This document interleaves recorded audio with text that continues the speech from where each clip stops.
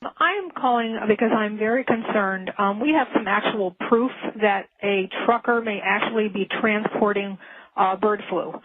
We have a federal agent who is aware, who has taken the documents to many agencies, including New York State Police, the FBI in many, many states, infection control disease. And what this trucker reported was that he works for Department of Homeland Security. He's a Spanish man who is trucking an independent truck. He goes down to the corner of Broadway and Clinton in Albany, New York at the Department of Homeland Security facility every single evening for loads. He said there are Raymore and Flanagan's and J.B. Hunt trucks ahead of him loading, that he has taken loads from a silo above Glens Falls. His truck actually was lowered into the ground into a silo. When the truck came out of the ground, he was given a shot in his arm told to protect his family. He transported iced, refrigerated loads to the Pentagon, Baltimore, Maryland, Tucson, Arizona. He was told that if he told the federal investigator how he's getting paid through the Bank of America with a number. He walks up to a window. He presents his number. He is taken to a back room and paid in cash. He showed the federal agent $100,000 worth of receipts because he gets $5,000 per load, and he's done as many as 3 loads per day. Okay, now wait, let me just stop you right here because this is amazing information to say the least. Now, perhaps he is transporting vaccines, refrigerated vaccines. Is that a possibility? Anything that has to be iced either has to be an antigen or an antibody. That's all we know. But we know that they gave him a shot to transport it, that they told him it was to protect his family, that it is obviously something that has to be kept refrigerated. He did one load for a complete week to Tucson, Arizona and back, but the amount of money that they're paying him under the table through Bank of America, only loading at night. They call him and they ask him to come down to meetings at Department of Homeland Security at 3 o'clock in the morning. They'll ask him how he's doing and send him back home and say, fine, you're okay, go back home. He has other truckers. He knows of a trucker with a 53-foot bed unit that took a missile type. He was able to see his load, and that was taken out to Phoenix, Arizona. He was given $18,000 to truck that load 2 times. It was 80 tons, and he blew his brakes. The Department of Homeland Security took care of it. He also has been to 2 silos. He's been to many cities with his loads. He's continuously working for Department of Homeland Security, and they are relocating him since the federal agents and the state police were notified. We were notified that he is being relocated to Tucson, Arizona at a base 15 miles below Tucson. And okay, now, let me just ask you, Mary, how did you come upon this information? I can't say. Just what I'm saying already has probably put me in danger, but it is the testimony that many people are aware of, and they are doing nothing about it. And some of the high-ups in New York State Police were quoted as saying, "It's bigger than both of us. We're not touching it with a 10-foot pole." Oh, my goodness. Wow. And we were told that there were retired New York State troopers that are getting paid 2 and 3 times their salary, that are the tail cars. They're actually in vans in back of these Raymore and Flanagan trucks in these transports, and they are within a mile behind them. So if you ever go down the New York State Thruway and look at these double Raymore and Flanagan trucks that are going west towards Syracuse, which is a CIA front, what they are doing is they have those tail cars in the back, and from what I understand, those are retired state troopers that are escorting those loads. Okay, stay right there because we've got a 4-minute break coming at us. She's given us a lot of facts supporting this. Mary, what do you think all of this means? He actually gave testimony to the names of the people that are running the show. There's a retired 3-star African-American general that's in Albany that's there late at night when he does his pickups. There's another guy named Fatah who is Muslim. There are many white suits. All the truckers, not just him, he named 5 of them, are being paid through Bank of America with their independent numbers. He has a uniform that he wears, which is a light blue shirt with buttons down the front, short sleeve. It says Eastern Connection with a red and orange sewn insignia on the shirt. He has to wear black pants and white sneakers, or they do not allow him to the facilities. He is not allowed to stop the truck once they start it to urinate. They have to either go in urinals or pee in the truck. They are at the end of their transport. They are given a white bag by Department of Homeland Security that they have to put all their belongings in. They are not allowed to chew gum in the cabs of the trucks on the transports. They are escorted when he's been to the Pentagon. There have been people with 45s around their waist and plain clothes that have met the trucks, and also on the slips that he gets paid.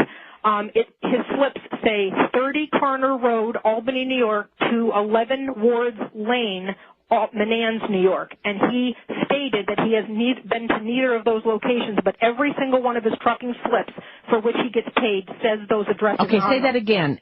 30 Carner Road, Albany, New York. How do you spell that? Karner. Mm-hmm. 30 Carner Road, Albany, New York, to 11 Wards Lane, Menands, New York. How do you spell Menands? Menands.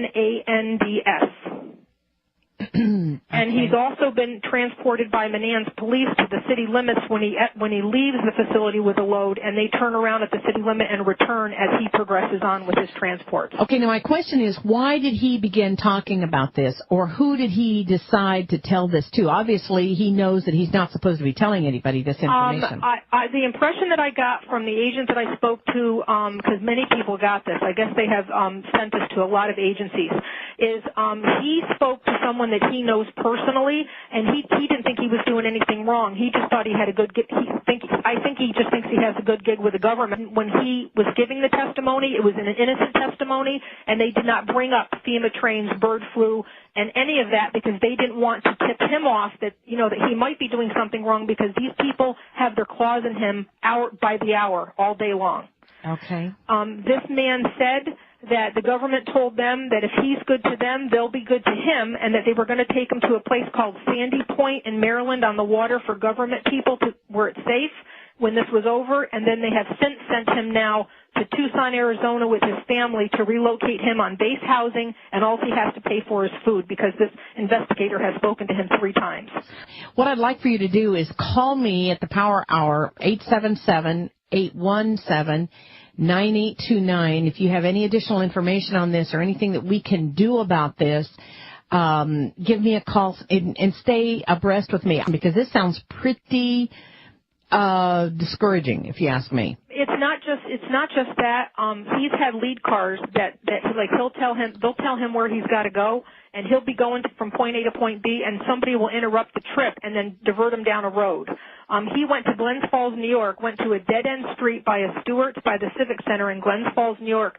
They opened a gate, and he drove 6 miles on a gravel driveway to an underground silo. When the truck came out of the silo after he waited with the other truckers for 3 hours while they loaded in secret, the people who appeared with the truck when the truck was coming out of the ground had Tyvek suits, the mask, the gloves, and all the works on.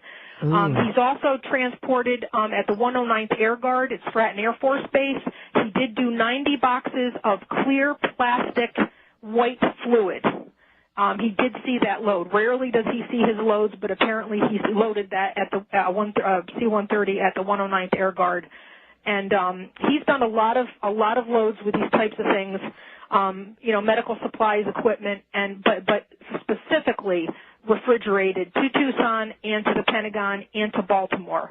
And I think that's it's up to no good. Along the New York State Thruway, there are miles and miles of car carriers that they've been adding to. There has to be 30 miles of them right now sitting on the track since before Christmas.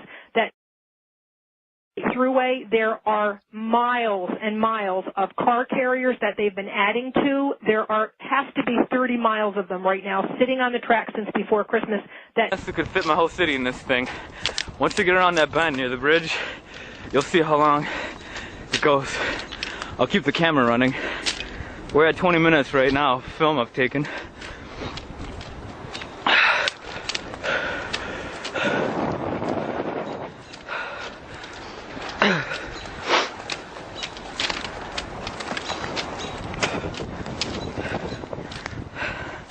Alright, I'll start jogging.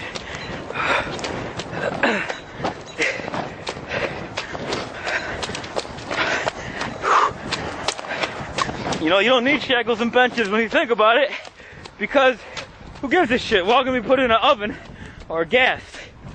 Why does it matter?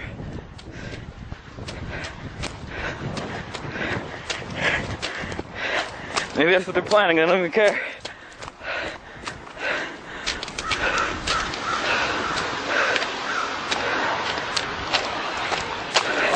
Take a look. Get out here. Look at that. Still going all the way down. It's wide open. Doesn't end. It goes all around the bend here. Take a good look. Alright. No, I was gonna get lucky today. Well, I'm inside one of these damn things. As you can see, train is massive. Take a good look, man. This might be your new home pretty soon.